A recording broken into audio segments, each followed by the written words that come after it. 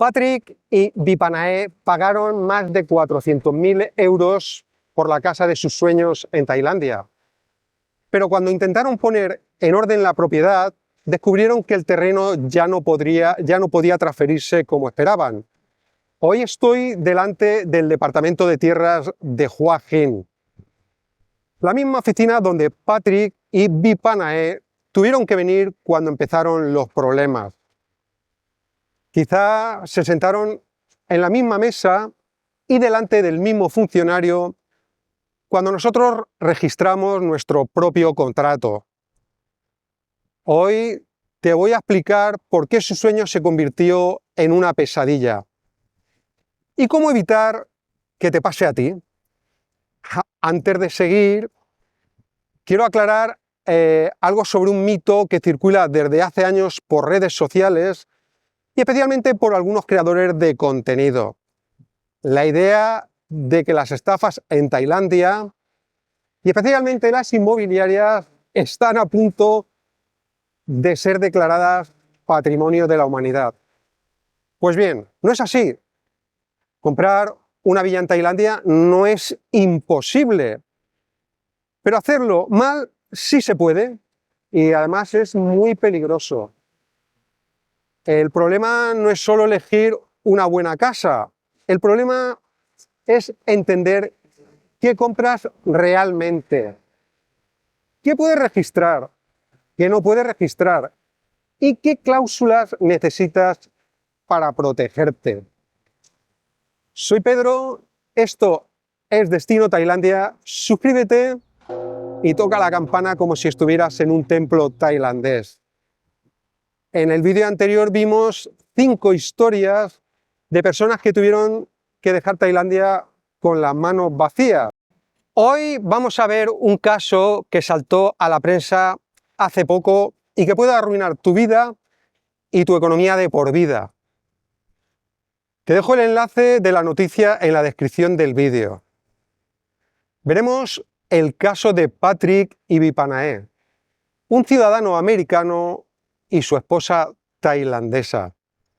Después veremos la noticia importante del Tribunal Supremo tailandés en 2025 sobre las renovaciones de los contratos de terreno y el impacto que supone en los cientos de miles de contratos de arrendamiento leasehold firmados en Tailandia.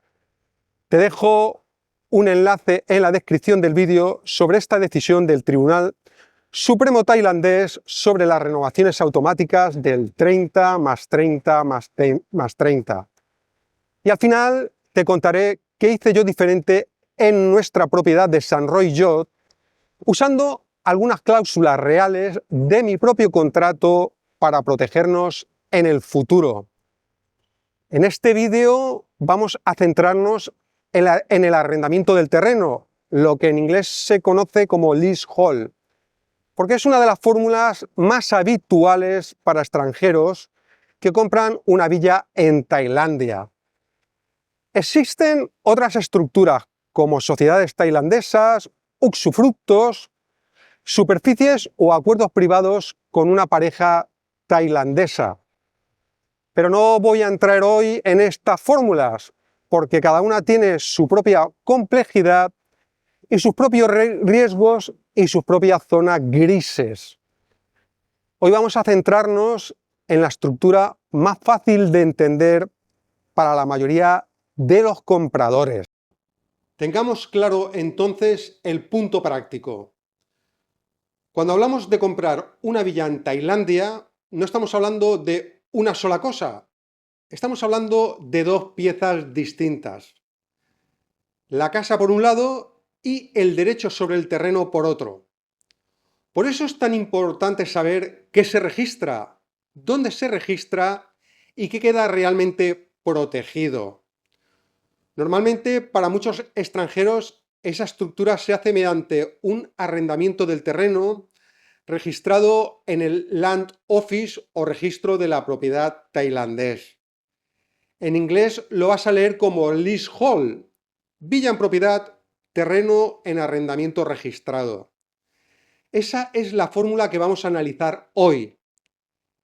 Y antes de entrar en el caso de Patrick Ibibapanae, conviene decir algo importante. Lo que le ocurrió a ellos no significa que Tailandia sea un caso único en el mundo. Los juzgados de España, Francia, Alemania o cualquier país europeo están llenos de demandas por problemas inmobiliarios parecidos al de Patrick Ibibapanae. Promotoras que incumplen, terrenos con cargas ocultas, contratos mal redactados, compradores que pagan demasiado pronto y vendedores que prometen más de lo que pueden entregar. Lo que cambia en Tailandia no es que aquí todo sea una estafa, lo que cambia son las reglas del juego. Y si no entiendes esas reglas, puedes cometer errores muy caros. Patrick y Vipavané pagaron casi 400.000 euros por una casa con terreno en Hua Hin. Primero pagaron un depósito y después fueron pagando unos 30.000 euros al mes durante más de un año. Y recibían un recibo cada vez. Todo parecía normal, pero la apariencia de normalidad no es garantía legal.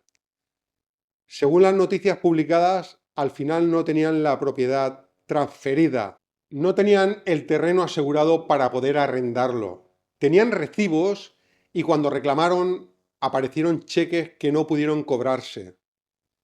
¿Dónde estuvo el problema? Según la información publicada, cuando la casa supuestamente estaba lista, la empresa empezó a retrasar la entrega. Entonces fueron al Land Office para comprobar la situación real del terreno y descubrieron el problema tarde. El terreno ya estaba comprometido en una operación previa. En la práctica, la empresa había usado ese terreno para conseguir dinero, dejando el terreno como garantía. Si devolvía ese dinero dentro del plazo, podía recuperarlo, pero no lo hizo. Y al no hacerlo, el terreno terminó legalmente en manos de otra persona. No a Patrick, no a Vipavané. Esta es la parte fundamental. No basta con pagar, no basta con tener recibos, no basta con tener la casa construida. Si el terreno no está limpio y jurídicamente disponible, toda la operación puede venirse abajo. No podemos afirmar más de lo que dicen las fuentes publicadas.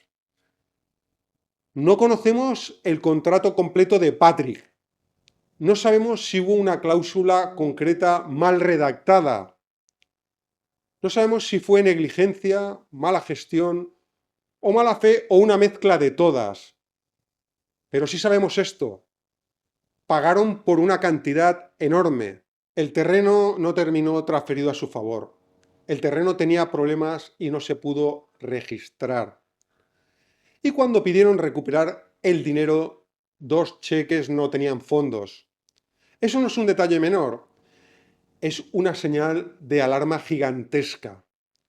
Aquí entra la due diligence. Hay una historia conocida sobre un mecánico al que llamó Henry Ford para arreglar un motor averiado que nadie conseguía reparar. El mecánico lo examinó en silencio, sacó un destornillador y dio un golpe preciso en un punto exacto. El motor arrancó. La factura, $10.000.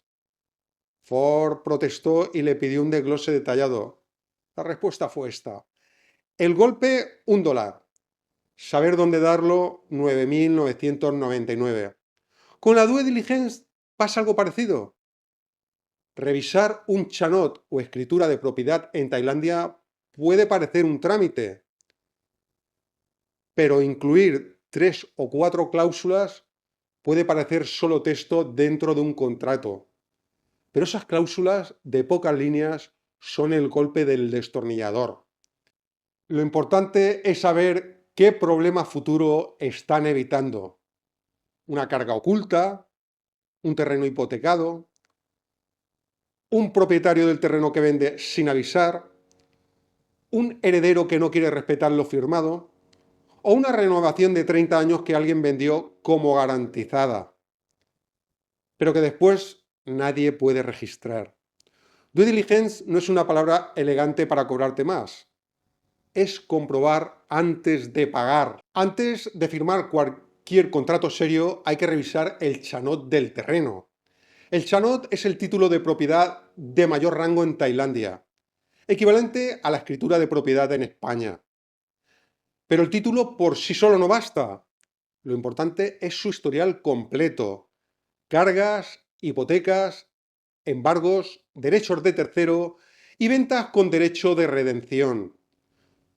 Cualquier operación anterior que afecte a la capacidad real del vendedor para transferir o arrendar ese terreno, todo eso se comprueba aquí, en el Land Office. Y ahora vamos con la parte que más confusión crea, el famoso 30 más 30 más 30. Durante años a muchos extranjeros se les vendió la idea de que podían tener una villa en Tailandia con un contrato de 30 años más otros 30 más otros 30, los famosos 90 años de la tranquilidad. Sonaba muy bien, pero en 2025 el Tribunal Supremo tailandés dejó un aviso muy claro. Las renovaciones automáticas prefirmadas que intentan asegurar desde el primer día más de 30 años pueden no ser válidas en la parte que excede el primer plazo registrable. Dicho de otra forma sencilla, la ley protege lo que se registra correctamente. Y el plazo ordinario registrable es de 30 años. Lo demás no debe venderse como una garantía automática de 90 años. Puede haber compromisos de renovación, puede haber contratos complementarios como fue nuestro caso, puede haber obligaciones entre las partes, pero no es lo mismo decir tengo 30 años registrados y un compromiso de renovación que decir tengo 90 años garantizados por ley. Esa diferencia es enorme y es justo la diferencia que mucha gente no entiende cuando compra. El problema no es firmar una extensión. El problema es creer que esa extensión funciona como si ya estuviera registrada para 90 años. No funciona así. Primero tienes el arrendamiento registrado del terreno por 30 años. Después puedes tener un acuerdo de renovación. Y ese acuerdo debe estar muy bien redactado para que si el propietario del terreno no cumple, haya consecuencias graves para él. Aquí es donde entra mi caso. Cuando compramos nuestra propiedad en San Roy Yacht, lo primero fue contratar a nuestro propio abogado, no el abogado del vendedor, nuestro abogado. Y lo que firmamos no fue solo un contrato bonito en inglés y tailandés, fue un arrendamiento del terreno sobre un chanot concreto, con un plazo de 30 años registrado en el Land Office y con cláusulas pensadas para problemas reales. Primera cláusula de protección. En el momento del registro, el propietario del terreno declara que el terreno está libre de cargas, hipotecas y gravámenes. Esto conecta directamente con el caso de Patrick, porque si el terreno tiene una carga oculta, una hipoteca o una venta con redención o un derecho de un tercero, puedes estar pagando por algo que no está limpio. Segunda cláusula de protección. El propietario del terreno se compromete a no vender, hipotecar ni imponer cargas sobre el terreno sin consentimiento escrito de los arrendatarios. Es decir, no puede actuar por detrás como si tu derecho registrado no existiera. Tercera cláusula de protección. Si el propietario del terreno vende el terreno a un tercero, o si el terreno pasa a los herederos del propietario del terreno, el nuevo propietario del terreno queda obligado por las condiciones del contrato. Esta precisión es muy importante. No hablamos de cualquier propietario, hablamos del propietario del suelo legal del terreno sobre el que está tu villa. Si ese dueño vende, muere o tramite el terreno, el nuevo dueño del terreno no empieza de cero. Tiene que respetar las obligaciones pactadas. Cuarta cláusula de protección. El contrato permite ceder, subarrendar o transferir mis derechos sobre el arrendamiento del terreno a otra persona. y el propietario del terreno acepta colaborar para registrar un nuevo contrato a favor del tercero designado, con las mismas condiciones. Esto es importante si algún día quieres vender tu villa, porque no solo vendes una casa, tienes que poder transmitir también el derecho legal de uso sobre el terreno. Quinta cláusula de protección. Mi acuerdo de extensión no dice simplemente 90 años garantizados. Lo que hace es pactar dos renovaciones adicionales de 30 años cada una. El arrendatario debe avisar por escrito al propietario del terreno al menos 3 meses antes del vencimiento. Y el propietario del terreno se compromete a renovar bajo las mismas condiciones previstas. Además, el acuerdo establece que el propietario del terreno no podrá reclamar una nueva renta de arrendamiento por esas renovaciones. Bueno, salvo gastos administrativos, impuestos y tasas. Sexta cláusula de protección.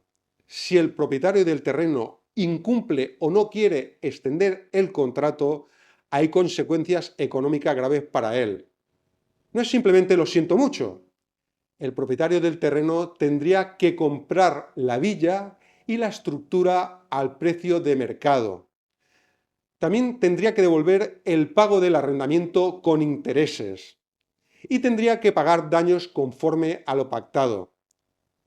Estas cláusulas no son decoración jurídica, son las que convierten una promesa verbal en una obligación escrita. Son las que obligan al propietario del terreno a pensárselo 2 veces antes de incumplir. Y son las que te colocan en una posición mucho más fuerte si algún día hay un problema, porque ya no dependes de una sonrisa o de una promesa de un no te preocupes. Dependes de un contrato con consecuencias. Y pasas del típico ya lo haremos después o esto queda previsto desde el principio sin problemas. Por eso este edificio es tan importante. El Land Office es aquí donde se verifica el chanot. Es aquí donde se comprueba si el terreno tiene cargas. Aquí se registra el arrendamiento del terreno. Aquí una promesa empieza a convertirse en un derecho documentado. Cuando nosotros compramos nuestra propiedad, vinimos aquí con nuestro abogado antes de cerrar la operación. No confiamos solo en los documentos entregados por el vendedor. Verificamos el terreno, revisamos el chanot, comprobamos que el arrendamiento del terreno se registraba correctamente y solo después firmamos con las cláusulas que te he explicado. No se trataba de poner el terreno a nuestro nombre, porque ya es harto conocido que los extranjeros no podemos ser propietarios libres del terreno. Realmente se trataba de registrar correctamente nuestro derecho de uso sobre ese terreno y de proteger ese derecho frente al propietario del terreno, frente a nuevos propietarios del terreno y también frente a herederos y frente a incumplimientos futuros. Patrick y Panae llegaron al Land Office cuando el problema ya estaba encima de la mesa. Según las noticias, descubrieron que el terreno estaba comprometido. La empresa no pudo transferirlo como esperaban. Después vinieron los cheques y 2 de esos cheques no pudieron cobrarse. No te cuento esto para que pienses que Tailandia es un lugar donde no se puede comprar. Te lo cuento porque hay miles de extranjeros que viven aquí tranquilos, con su villa, con su arrendamiento del terreno registrado, con su abogado, con su contrato revisado y con sus cláusulas en orden. La diferencia no es la suerte. Realmente la diferencia es lo que se hace antes de firmar. Si tuviera que resumirlo en 3 ideas, serían estas. Primera, no pagues cantidades importantes sin verificar el terreno en el Land Office. Segunda, no confundas propiedad de la villa con propiedad del terreno. La villa puede ser tuya, el terreno necesita una estructura legal distinta. Y tercera, no aceptes promesas vagas de 30 más 30 más 30. Exige un contrato registrado, exige un terreno libre de cargas y exige cláusulas sobre venta, hipoteca, herederos, cesión, renovación y consecuencias si el propietario del terreno incumple. Eso es lo que separa una compra seria de una apuesta con las cartas marcadas. Tailandia es un lugar extraordinario para vivir y jubilarse.